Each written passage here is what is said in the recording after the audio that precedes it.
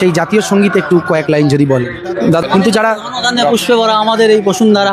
ভিডিওটা টান না দিয়ে ভিডিওটা পুরা দেখবা। আরএসএস এর ব্যাপারে আরএসএস সাবেক একজন নেতায় কিছু কথা কয়জন শুনিয়া যাইবা।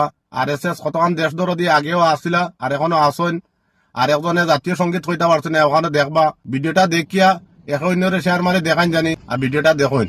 আমি যতদিন আরএসএস করেছি, আমি অনেকবার বলেছি, আমি আমার প্রায় 20 বছরের আরএসএস জীবনে আমি কোনো দিনও জাতীয় পতাকা, আমাদের যে প্রিয় গর্বের তেরঙ্গা জাতীয় পতাকা, আমি কোনোদিনও আরএসএস এর শাখায় কোনো ক্যাম্পে কখনো তুলতে দেখিনি। কোনোদিনও কোনো ক্যাম্পে, কোনো শাখায়, কোনো সম্মেলনে ভারতের জাতীয় সঙ্গীত কোনোদিনও গাইতে শুনিনি। এরা ভারতের জাতীয় পতাকায় বিশ্বাস করে না, ভারতের জাতীয় সঙ্গীতে বিশ্বাস করে না, এরা ভারতের সংবিধানে বিশ্বাস করে না, এরা ভারতের ধর্মনিরপেক্ষতায় বিশ্বাস করে না, এবং এরা ভারতের যে বহুত্ববাদ, যেখানে হিন্দু, মুসলমান, খ্রিস্টান, রবীন্দ্রনাথের যে ধ্যানের ভারত, যে হিন্দু, বৌদ্ধ, শিখ, জৈন, পারসিক, মুসলমান ও খ্রিস্টানি, এরা সেই আদর্শে বিশ্বাস করে না। এরা একটা ফ্যাসিস্ট সংগঠন। সেই ফ্যাসিস্ট সংগঠনের প্রতিনিধি হচ্ছে মোদি, শাহ, গডকরি এবং বিজেপি নামক রাজনৈতিক দল।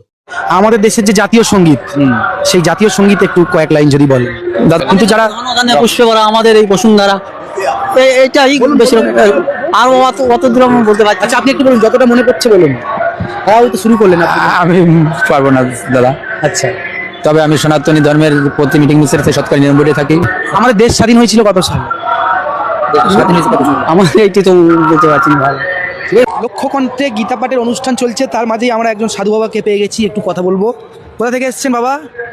আমি বাবা নয়াটির থেকে এসেছি। আচ্ছা, আমাদের দেশের প্রধানমন্ত্রীকে চেনেন? না, অত বুঝি না আমি। রাষ্ট্রপতির নাম জানেন? বুঝি না আমি বাবা, অত বুঝি না বাবা। প্রধানমন্ত্রী জানি না অত বাবা।